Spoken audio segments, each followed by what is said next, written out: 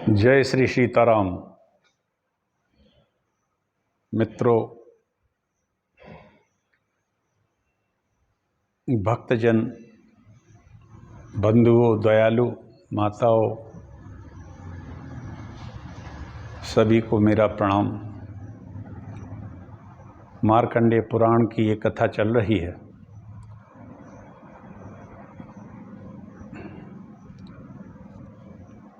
इसमें मार्कंडेय जी के यहाँ जैमिनी ऋषि आते हैं अपने प्रश्नों का उत्तर लेने के लिए, पर जैमिनी ऋषि ने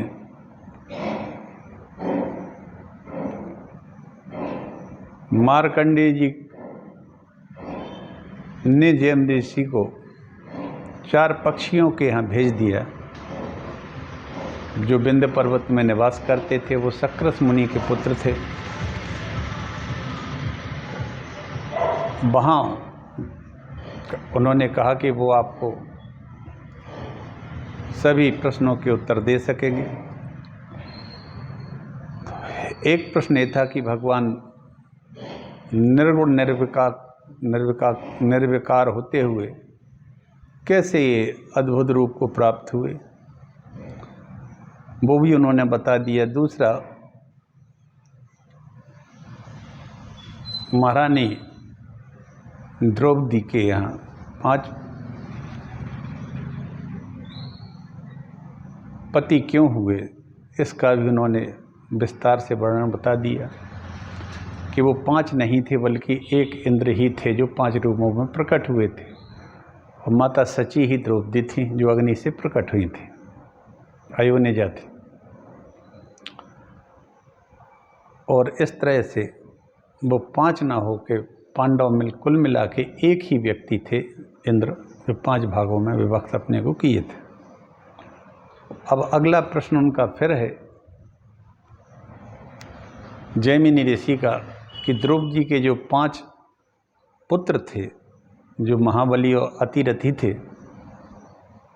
वे अनाथों की भांति क्यों मारे गए, ये इनका अगला प्रश्न था, तीसरा। इस तीसरे प्रश्न के उत्तर में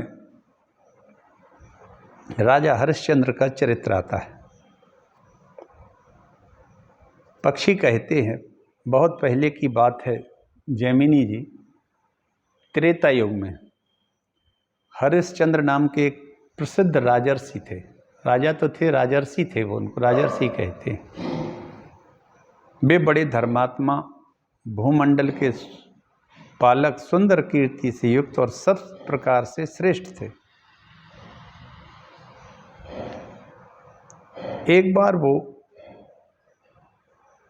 जंगल में शिकार खेलने इत्यादि के लिए गए हुए थे, तो वहाँ उनको स्त्रियों के रोने की आवाज़ आई और वे बहुत ज़ोर ज़ोर से रो रही थीं, कुछ स्त्रियाँ। राजा हरिश्चंद्र को लगा कि ये क्यों रो रही हैं। उन्होंने कहा, मेरे राज्य में तो कोई स्त्री की कातर वाणी सुनी नहीं जाती है और वो कह रही हैं, राजा हमें बचाओ बचाओ। राजा ने उन स्त्रियों को लक्ष्य करके कहा कि डरो मत, डरो मत। मैं कौन ऐसा देखता हूँ, ऐसा कौन दुष्ट बुद्धि वाला है जो मेरे शासन काल में ऐसा अन्याय कर रहा है। उस समय राजा शब्द का अनुसरण करते हुए चल दिए। इसी बीच एक विघ्नराज है जो विघ्न उपस्थित करता रहता है देवताओं में। वे सोचने लगे कि ये महर्षि विश्वामित्र बड़े पराक्रमी और अनुपम तपस्या का आश्रय लेकर उत्तम व्रत का पालन करते हुए उन भवादि विद्याओं का साधन करते हैं। अब वो क्या है कि विश्वामित्र उस समय भारी तपस्या में संलग्न थे। वे भवादि विद्याओं का साधन करते थे। वे महर्षि क्षमा, मौन, आत्म संयम पूर्वक जिन विद्याओं का साधन करते हैं, वे उनके भय से पीड़ित होकर यहाँ विलाप कर रही हैं। ये विद्याएं जितनी होती हैं, क्षमा, मौन, आत्म संयम इत्यादि, ये सिद्ध करना चाहते थे, क्योंकि यथार्थ में विश्वामित्र एक राजा थे और उनका रजोगुण प्रधान उनकी प्रकृति थी। तो अब वो ब्राह्मण बनने के उद्देश्य से क्षमा, मौन, आत्म संयम का तप कर रहे थे। काफ़ी लंबा तप चल रहा था उनका, लेकिन ये विद्याएं जितनी थीं, ये औरत बन के, महिलाएं बन के रो रही थीं, क्योंकि वो नहीं चाहती थी कि अभी विश्वामित्र इस लायक हैं कि हमें ये सिद्ध कर सकें।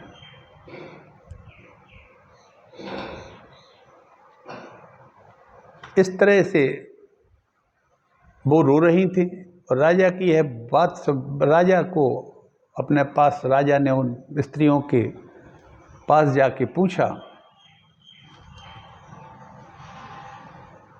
कि कौन इन स्त्रियों को कष्ट दे रहा है, रुला रहा है। राजा की यह बात सुनकर विश्वामित्र कुपित हो उठे। उनके मन में क्रोध का आवेश आ गया। क्रोध का उदय होते हुए संपूर्ण विद्याएं जो स्त्री के रूप में रो रही थीं, क्षण भर में अंतर्ध्यान हो गई। तदनंतर राजा ने उन तपस्या के भंडार महर्षि विश्वामित्र की ओर दृष्टिपात किया और वे बड़े भयभीत हो गए। विश्वामित्र बोल उठे, वो दुरात्मा खड़ा तो रहे।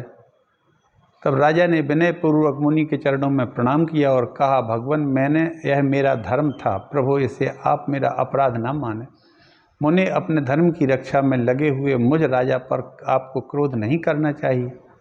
धर्मज्ञ राजा को तो यह उचित ही है कि वह धर्मशास्त्र के अनुसार दान दे, रक्षा करे और धनुष उठाकर युद्ध करे। विश्वामित्र बोले, यदि तुम्हें अपने अधर्म का डर है तो शीघ्र बताओ किसको दान देना चाहिए। राजधर्म क्या है, किसके साथ युद्ध करना चाहिए और किसकी रक्षा करनी चाहिए। हरिश्चंद्र बोले, श्रेष्ठ ब्राह्मणों को, जिनकी जीविका नष्ट हो गई हो, ऐसे अन्य मनुष्यों को भी दान देना चाहिए। भयभीत प्राणियों की रक्षा करनी चाहिए और शत्रुओं के साथ सदा युद्ध करना चाहिए। विश्वामित्र बोले, यदि तुम राजा हो और राजधर्म को जानते हो तो मैं प्रति ग्रह की इच्छा से रखने वाला ब्राह्मण हूँ। मुझे इच्छा के अनुसार दक्षिणा दो। पक्षीगण कहते हैं, महर्षि जैमिनी। महर्षि की यह बात सुनकर राजा ने अपना नया जन्म हुआ माना और प्रसन्न चित्त होकर बोले। हरिश्चंद्र ने कहा, भगवान, आपको मैं क्या दूं? आप तो निसंग हो, कहिए। यदि कोई दुर्लभ वस्तु हो तो उसे भी दी हुई समझ लें। विश्वामित्र ने कहा, वीरवर, तुम केवल अपनी पत्नी, पुत्र, शरीर को अपने पास रख लो, साथ ही अपने धर्म को भी तुम ही अपने पास रखो, क्योंकि वह सदा कर्ता के साथ रहता है। परलोक में जाने पर भी धर्म कभी साथ नहीं छोड़ता मित्रों। ऐसा विश्वामित्र ने हरिश्चंद्र से कहा कि तुम स्त्री, पुत्र, अपना शरीर और अपना धर्म अपने साथ रखो। इसके अलावा बीरबल, समुद्र पर्यंत सारी पृथ्वी पर जहाँ तक तुम्हारा राज्य है, वह खजाने सहित मुझे दान कर दो, मुझे दान दे दो। मुनि का वचन सुनकर राजा ने प्रसन्न चित्त हुआ और कहा, तथास्तु, ऐसा ही हो। हाथ जोड़कर उनकी आज्ञा स्वीकार कर ली। उनके मुख पर कोई शोक या चिंता नहीं थी। हरिश्चंद्र विश्वामित्र बोले, अब तुमने राज्य, पृथ्वी, सेना सब हमें दे दिया, तब फिर इस पृथ्वी के राजा होने की बात खत्म हो गई आपके, और तुमने मुझे दान दे दी है, तो तुमको अब इस पृथ्वी से निकल जाना चाहिए। दातव्यम विप्रमुखेभ्यो ये चान्ये कृशवृत्तयः रक्षया भीता सदा युद्धम कर्तव्यम परिमन्मिति। विश्वामित्र बोले, यदि तुमने सारी पृथ्वी दान दे दी हो तो जहाँ तक मेरा प्रभुत्व है वहाँ से तुम निकल जाओ। हाँ, तुम मुझे राजसूय यज्ञ करने के लिए दक्षिणा भी दिए बिना नहीं कहाँ जा रहे हो, ये भी देना पड़ेगा। तब हरिश्चंद्र ने कहा कि मैंने आपको सब कुछ दे दिया, मेरे पास तो कुछ है नहीं, 3 शरीर ही शेष बचे।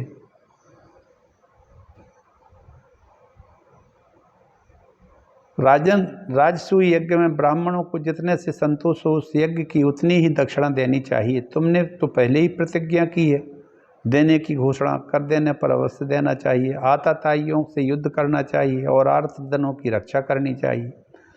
इस समय मेरे पास कुछ भी नहीं है, हरिश्चंद्र बोले। समय के अनुसार अवश्य आपको दूंगा। विश्वामित्र ने कहा, इसके लिए मुझे कितना समय तक प्रतीक्षा करना पड़ेगी? तब उन्होंने कहा, मैं 1 महीने में आपको दक्षिणा दे दूंगा। अब कोई दक्षिणा छोटी मोटी तो थी नहीं, 1 अरब दक्षिणा के चाहिए थे उनको। तब विश्वामित्र ने कहा, नृपश्रेष्ठ जाओ, धर्म का पालन करो।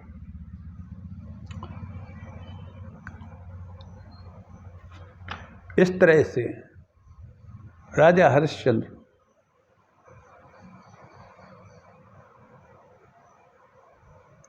काशी आ गए। काशी में आकर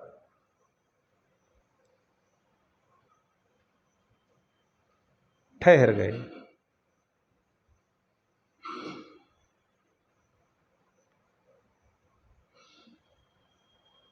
विश्वामित्र के पास आकर विश्वामित्र ने आकर महाराज हरिश्चंद्र दुख से आतुर होकर केवल इतना ही कह सके कि भगवान जाता हूँ, उनके मुख से और कोई बात नहीं निकल सकी। उस समय परम दयालु 5 विश्वदेव आपस में इस प्रकार कहने लगे, ओ यह विश्वामित्र तो बड़ा पापी है, न जाने किन लोकों में जाएगा। इसके यज्ञकर्ताओं में श्रेष्ठ महाराज को अपने नीच राज्य से नीचे इसने उतार दिया। विश्वदेवों की यह बात सुनकर विश्वामित्र को बड़ा रोष हुआ। उन्होंने उन सबको साफ देते हुए कहा, तुम लोग मनुष्य हो जाओ। फिर उनके अनुनय विनय करने पर बोले कि मनुष्य होने पर भी तुम्हारे कोई संतान नहीं होगी, तुम्हारा विवाह भी नहीं होगा, तुम्हारे मन में किसी के प्रति ईर्ष्या नहीं होगी, द्वेष भी नहीं होगा। तुम पुनः काम क्रोध से मुक्त होकर देवत्व की प्राप्त कर लोगे। तदनंतर वे विश्वदेव अपने अंश से कुरुवंशियों के घर में अवतीर्ण हुए। वे ही द्रौपदी के गर्भ से 5 उत्पन्न पांडव कुमार थे। ये विश्वदेव थे। इन्होंने विश्वामित्र के लिए कहा था कि ये बड़ा दुष्ट है, ये राजा हरिश्चंद्र को बड़ा कष्ट दे रहा है। तो ये ऐसा कहने पर विश्वामित्र ने राजा को उन 5 विश्वदेवों को कह दिया कि तुम मृत्यु लोक में जाके जन्म लो। वे अनुनय विनय करने लगे तो कह दिया कि ठीक है, द्रौपदी के यहाँ तुम पैदा हो गए और तुम 5 के 5 युद्ध, महाभारत के युद्ध में मारे जाकर फिर आ जाओगे। द्रौपदी के गर्भ से 5 पांडव कुमार थे। महामुनि विश्वामित्र के हिसाब से उनका विवाह भी नहीं हुआ था। जैमिनी, इस प्रकार हमने पांडव कुमारों की कथा से संबंध रखने वाली तुम्हें बात बतला दी। अब और क्या सुनना चाहते हो? ये तुम्हारा प्रश्न तीसरा है जो मैंने बता दिया कि ये क्यों मारे गए थे। जैमिनी बोले, आप लोगों ने क्रम से मेरे प्रश्नों के उत्तर में ये सारी बातें बताई, अब मुझे हरिश्चंद्र की शेष कथा सुनाओ। पक्षियों ने कहा, विश्वामित्र की बात सुनकर राजा दुखी हो धीरे धीरे आगे बढ़ने लगे। रानी सैव्या अपने पुत्र को लिए जा रही थी। काशी में जाकर वाराणसी में पहुंचकर राजा ने विचार किया है, काशी मनुष्यों की भोग्य भूमि नहीं है, इस पर केवल शूलपाणी भगवान शंकर का अधिकार है, अतः मेरे राज्य से बाहर है। ऐसा निश्चय करके दुख से पीड़ित होते उसी पुरी में प्रवेश किया। इसी समय हरिश्चंद्र के सामने फिर से विश्वामित्र आ जाते हैं और कहते हैं, आपने अपनी मेरी दक्षिणा दीजिए। तब वो कहते हैं, आप ठहर जाइए थोड़ा सा, 1 मास पूर्ण हो गया, यदि आपको अपनी बात का स्मरण हो तो मुझे राजसूय यज्ञ को दक्षिणा दो। विश्वामित्र बोले। हरिश्चंद्र ने कहा, तपोधन, आज ही महीना का पूरा दिन रखा है। 1 महीना का पूर्व 30वां दिन, आज 31वां दिन हो रहा होगा, जो भी हो, और आधा दिन शेष है, इतने समय तक प्रतीक्षा और कीजिएगा। जब इतनी प्रतीक्षा की और इतना कहकर विश्वामित्र चले गए। उस समय राजा चिंता में पड़ गए कि दक्षिणा दिए बिना ही मर जाऊं तो ब्राह्मण के धन का अपहरण करने का दोष लगेगा। हरिश्चंद्र व्याकुल थे, दीन होकर नीचा मुख किए। जब इस प्रकार चिंता कर रहे थे तभी उनने सोचा, जो मनुष्य सत्य से विचलित होता है वह श्मशान की भांति त्याग देने योग्य। नरश्रेष्ठ पुरुष के लिए सत्य ही रक्षा से बढ़कर दूसरा कोई धर्म नहीं बतलाया गया है।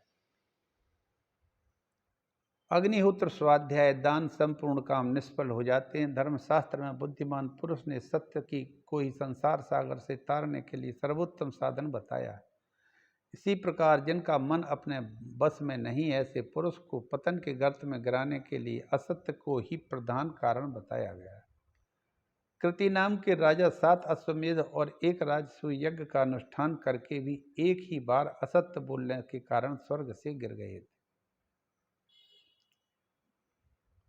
ऐसा सैब्या रानी ने राजा से कहा और फूट फूट कर रोने लगी। हरिश्चंद्र ने कहा, संताप छोड़ो,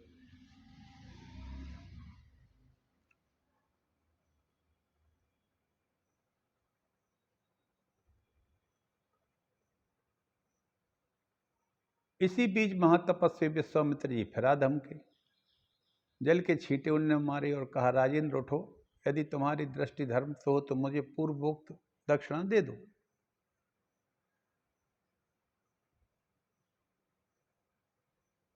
क्योंकि 1000 अश्वमेध और 1 सत्य को यदि तराजू पर तौला जाए तो 1000 अश्वमेधों से सत्य ही भारी सिद्ध होता है।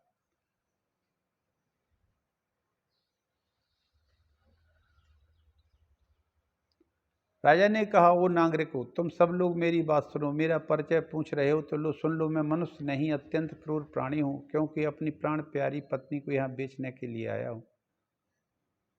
तदनंतर एक बूढ़ा ब्राह्मण आता है और उनकी पत्नी को और बच्चे को साथ में खरीद ले जाता है।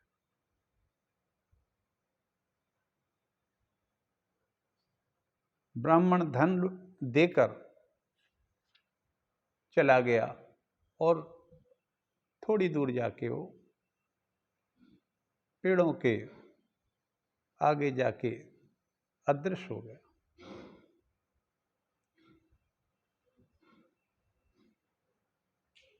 ऊंचे ऊंचे वृक्ष और ग्रह आदि की ओट में छिप गया। वह बड़ी शीघ्रता से चला गया। इसी बीच कौशिक मुनि ने शोकाकुल राजा से कुपित होकर कहा, क्षत्रिय धर्म, क्या तू इसी को मेरे यज्ञ के अनुरूप दक्षिणा मानता है? यदि ऐसी बात है तो मेरे वाहन बल को देख। हरिश्चंद्र बोले, महाराज अभी थोड़ा शेष समय है, 1 महीने में मेरी पत्नी और पुत्र तो बिक चुके हैं। विश्वामित्र ने कहा, राजन, दिन का 4था भाग शेष है, इतने ही समय तक मुझे प्रतीक्षा करनी है। बस इसके उत्तर में तुम्हें कुछ कहने की आवश्यकता नहीं है। राजा हरिश्चंद्र से इस प्रकार निर्दयता पूर्ण निष्ठुर वचन कहकर उस धन को लेकर कोप में भरे हुए विश्वामित्र वहां से चले गए।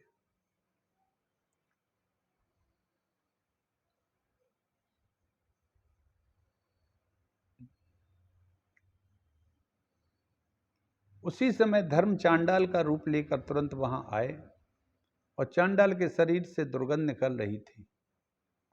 उसने एक हाथ में खोपड़ी, दूसरे में लाठी ले रखी थी। उससे उसकी भयंकरता और भी बढ़ गई थी। चांडाल बोला, मुझे तुम्हारी आवश्यकता है, शीघ्र ही अपनी कीमत बताओ। चांडाल की दृष्टि से क्रूरता टपक रही थी। वह बड़ी निष्ठुरता से बातें करता था, देखने में दुराचारी प्रतीत होता था। इस रूप में देखकर राजा ने पूछा, तू कौन है भाई? चांडाल ने कहा, मैं चांडाल हूँ। इस बीच इस श्रेष्ठ नगरी में लोग मुझे प्रवीर नाम से पुकारते हैं। मैं प्रवीर नाम का चांडाल हूँ और मैं बद्ध लोगों का वध करता हूँ और मुर्दों का वस्त्र भी लेता हूँ। हरिश्चंद्र बोले, मैं चांडाल का दास होना तो नहीं चाहता, निंदित है। सापाग्नि से जल मरना भी अच्छा है, परंतु चांडाल के अधीन होना कदापि अच्छा नहीं। इसी समय फिर से विश्वामित्र वहां आ पहुंचते हैं उसी समय और कह देते हैं कि मैंने 1 अरब मुद्राएं लेके तुम्हें चांडाल के हाथ में बेच दिया। हरिश्चंद्र ने कहा ब्रह्मर से, विश्वामित्र बोले यदि तुम मेरे दास हो तो मैंने 1 अरब स्वर्ण मुद्राएं लेकर तुम्हें चांडाल को दे दिया। ऐसा कहकर चांडाल मन ही मन प्रसन्न हुआ। उसने विश्वामित्र को धन देकर राजा को बांध लिया और ले चला।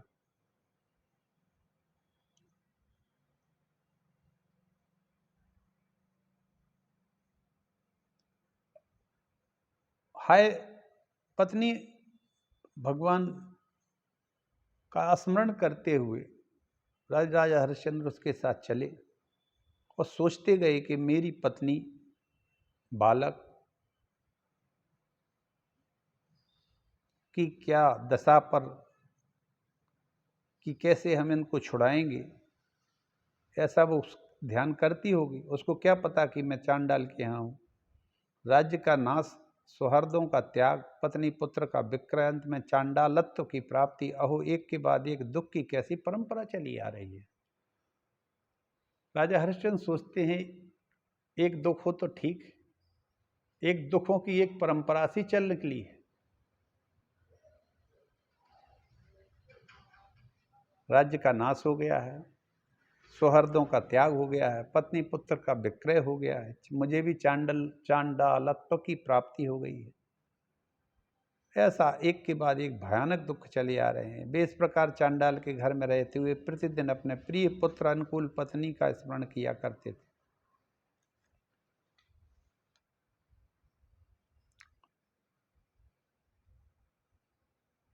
अब राजा हरिश्चंद्र जो थे वह श्मशान घाट का काम करने लगे और वहां एक ही चीज थी कि वहां आदमियों का दाह संस्कार होता था और वहां कोई हा पुत्र, हा बांधव, हा पिता इत्यादि इस टाइप से कहते ही हैं जब आदमी कोई चला जाता है। ऐसे 12 महीने 100 वर्षों के समान बीते।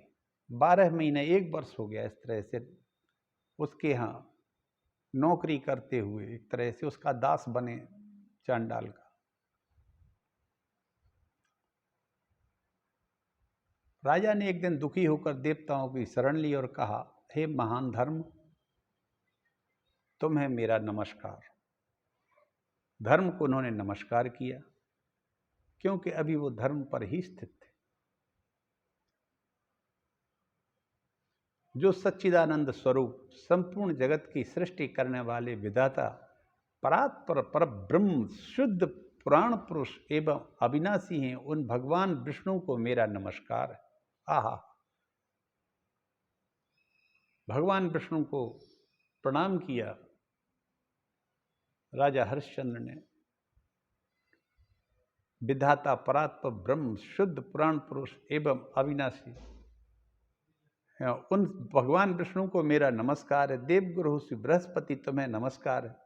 इंद्र को भी नमस्कार है। यूं कर कर राजा पुनः चांडाल के कार्य में लग गए। तदनंतर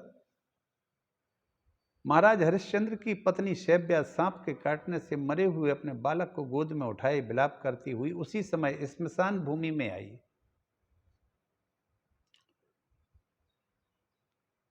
उस समय शैब्या जो है उसके पुत्र रोहितास को सर्पदंश के कारण मृत्यु हो गई और वो उसी समय वाराणसी के उसी घाट पर आई जहां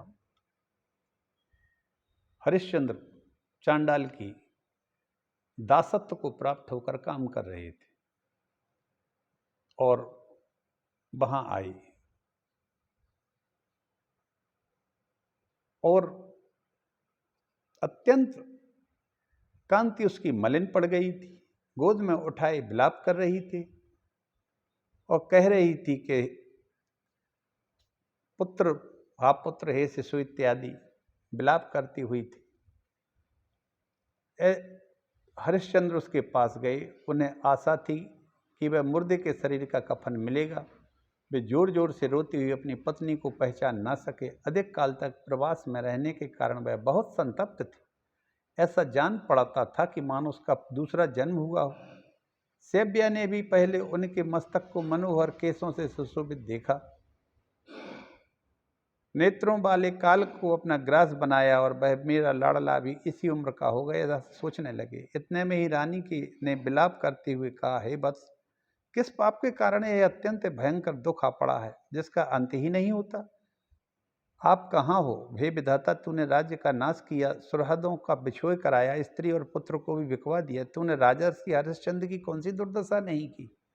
रानी का यह वचन सुनकर अपने पद से भ्रष्ट हुए राजा हरिश्चंद्र ने पत्नी मृत्यु के मुख में पड़े पुत्र को पहचान लिया। ओह, कितने कष्ट की बात है।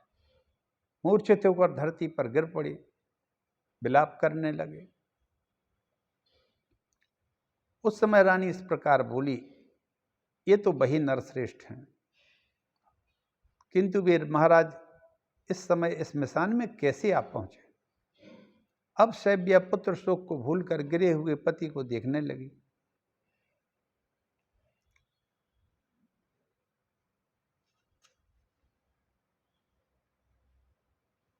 ऐसा सोचकर महारानी शैब्या महाराजा हरिश्चंद्र के कंठ से लग गई। यह स्वप्न है या सत्य है? महाभाग, आप इसे जैसा समझते हो बतलाएं, मेरा मन अचेत होता जा रहा है।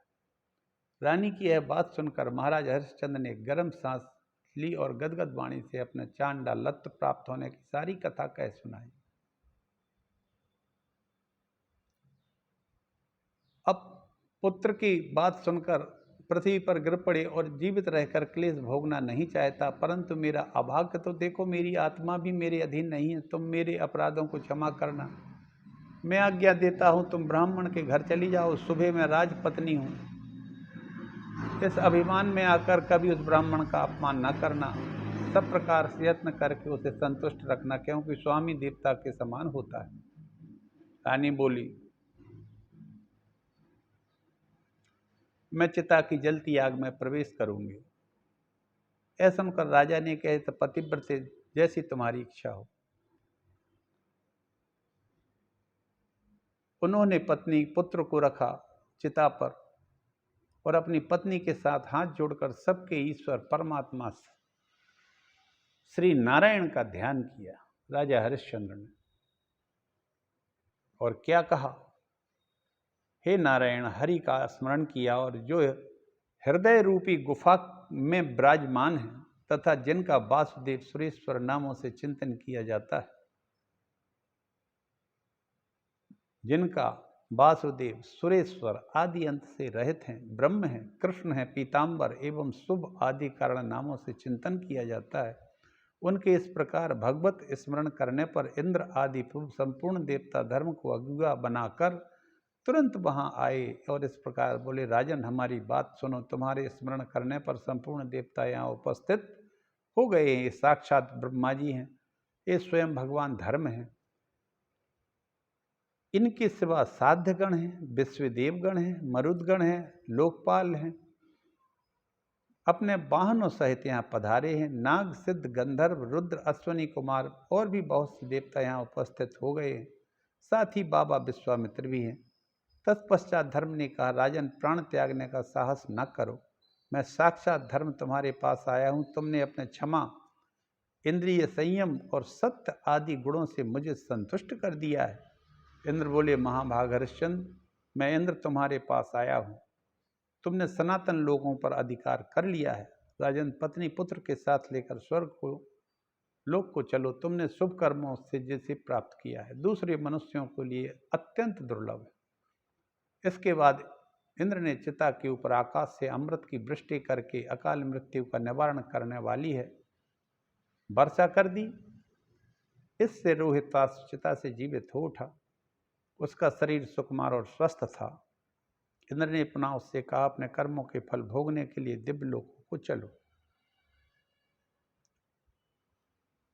वे स्त्री सहित पूर्ववत तेज और कांति से संपन्न हो गए। हरिश्चंद्र ने कहा, चांडाल की आज्ञा लिए बिना भगवान में कहाँ चल सकता हूँ? उसके ऋण से उद्धार पाए बिना मैं देवलोक को नहीं चलूंगा। धर्म बोले, राजन, तुम्हारे इसी भावी संकट को जानकर मैंने ही माया से अपने को चांडाल के रूप में प्रकट किया तथा चांडालत्व का प्रदर्शन भी किया। इंद्र ने कहा, हरिश्चंद्र, पृथ्वी के समस्त मनुष्य जिस परम धाम के लिए प्रार्थना करते हैं, केवल पुण्यवान मनुष्यों को प्राप्त होने वाले उस धाम को चलो।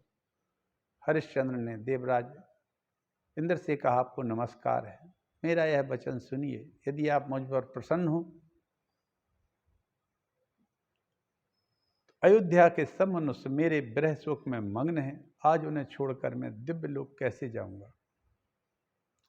यदि अयोध्यावासी पुरुष मेरे साथ चलना चाहें तो मैं चलूंगा, अन्यथा उन्हीं के साथ नरक में भी रहना मुझे स्वीकार है। हरिश्चंद्र बोले, इंद्र, राजा अपने कुटुंबियों के ही प्रभाव से राज्य भोगता है। सबके साथ ही मुझे मिले, उनके समान अधिकार हों, ऐसा ही होगा। यूँ कहकर त्रिभुवनपति इंद्र, धर्म और गांधी नंदन विश्वामित्र मनी मन बहुत प्रसन्न हुए। लोगों पर अनुग्रह करने वाले देवेंद्र ने स्वर्गलोक से भूतल तक करोड़ों विमानों का तांता बांध दिया। चारों वर्णों आश्रमों युक्त अयोध्या नगर में प्रवेश करके राजा हरिश्चंद्र के समीप ही देवराज इंद्र ने कहा, प्रजाजनों, तुम सब लोग शीघ्र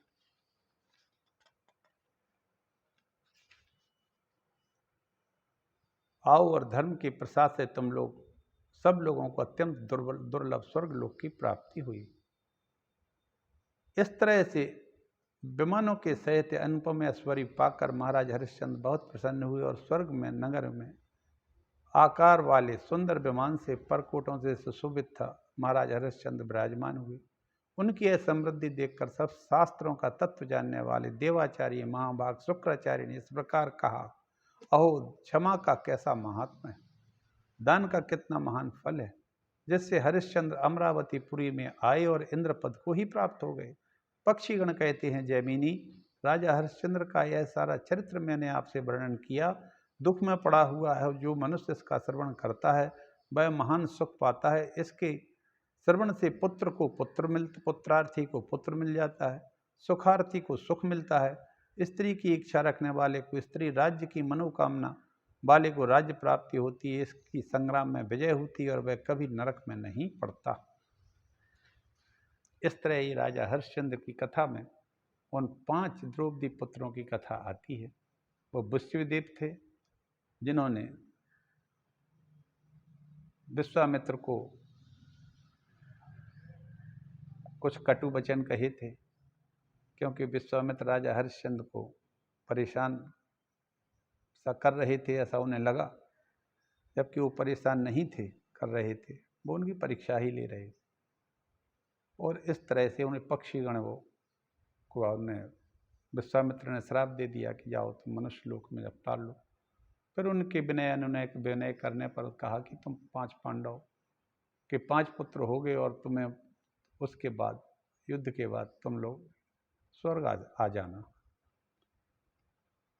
इस तरह ये तीसरा प्रश्न पक्षीगणों ने जैमिनी को उत्तर दिया। इसी के साथ मैं अपनी वाणी को विराम देता हूँ। नमोस्तु रामाय सा लक्ष्मणाय देव्यै च तस्यै जनकात्मजायै नमोस्तु रुद्रेन्द्रयमानवेभ्यो नमोस्तु चंद्राग्निमरुद्गणे गणेभ्यः सीतानाथ समारम्भां श्रीरामानन्दार्य मध्यमाम् अस्मदाचार्य पर्यन्तां वन्दे श्रीगुरुपरम्पराम्।